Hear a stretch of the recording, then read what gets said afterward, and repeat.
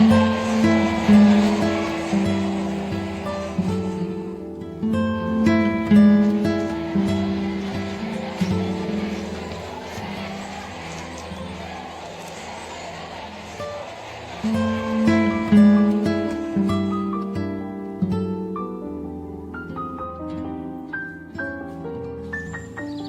അമ്മി, കൊറേ സമയമായില്ലേ ഇവിടെ ഇങ്ങനെ ഇരിക്കാൻ തുടങ്ങിയിട്ട്? ഞാൻ ശ്രദ്ധിക്കായിരുന്നു. തനിക്ക് എന്ത് പറ്റി? എന്താ മുഖത്തൊരു വിഷമം? ടീച്ചറെ, അത് പിന്നെ എന്റെ വീട്ടിലെ എന്റെ പാരന്റ്സിന്റെ കല്യാണം ആലോചിക്കുക. എന്ത് ചെയ്യണമെന്ന് പോലും എനിക്കറിയില്ല. എടോ, കല്യാണം നിശ്ചയിക്കാനോ? താൻ 10ാം ക്ലാസ്സിലല്ലേ എത്തിയുള്ളൂ? അതെ ടീച്ചറെ, എനിക്ക് എന്ത് ചെയ്യണമെന്ന് അറിയില്ല. ഇപ്പൊ എനിക്ക് പഠിക്കണം. എനിക്ക് എന്റേതായിട്ടുള്ള സ്വപ്നങ്ങളുണ്ട്, അവകാശങ്ങളുണ്ട്. അതെല്ലാം നഷ്ടപ്പെട്ടു പോകുന്നത് പോലെ. കല്യാണപ്രായമാകുമ്പോ മാരേജിനെ കുറിച്ച് ചിന്തിച്ചാ പോരെ? സത്യം ടീച്ചറെ, ഞാൻ വല്ലാത്തൊരു മാനസികാവസ്ഥയിലാണ്. ടീച്ചർക്ക് എന്നെ ഒന്ന് സഹായിച്ചൂടെ? എന്റെ പാരന്റ്സിനോടൊന്ന് പറഞ്ഞൂടെ?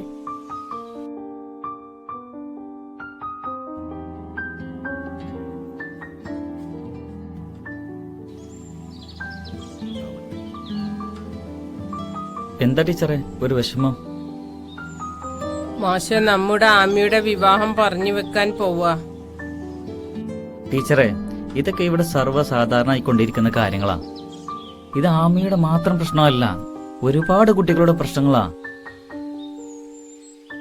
ചെറിയ ക്ലാസ്സിൽ പഠിക്കുമ്പോൾ തന്നെ അവരുടെ സമ്മതമില്ലാതെ അവരുടെ വിവാഹം പറഞ്ഞു വെക്കുക, ഇതൊക്കെയാണ് ഇപ്പോൾ ഈ സമൂഹത്തിൽ നടന്നുകൊണ്ടിരിക്കുന്നത്. ആമി, താൻ വിഷമിക്കാതിരിക്കടോ.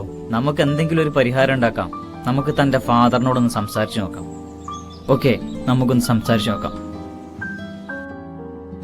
നീ നിന്റെ ഫാദറിന്റെ നമ്പറും തന്നെ.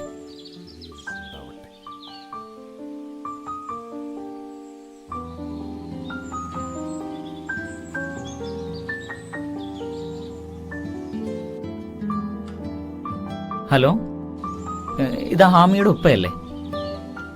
ഞാൻ ആമിയുടെ സ്കൂളിലെ അധ്യാപകനാണ്. ആമി ഇന്നെന്തോ ഒരു വലിയ വിഷമത്തിലാണല്ലോ. അതിനെക്കുറിച്ച് സംസാരിക്കാൻ വേണ്ടിയിട്ടാണ് ഞാൻ വിളിച്ചത്.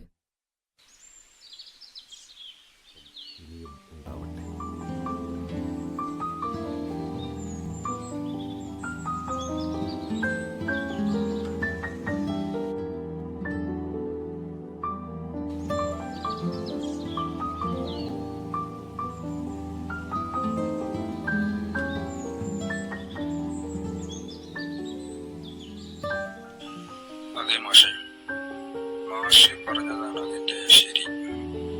അവര് പഠിക്കട്ടെ, അവര് പഠിക്കുന്ന പ്രായല്ലേ, പഠിക്കട്ടെ, അതാണ് അതിന്റെ ശരി. അതെ അതെ അതെ അതെ അതെ അതാണ് അതിന്റെ ശരി. ഇപ്പൊ സന്തോഷായില്ലേ?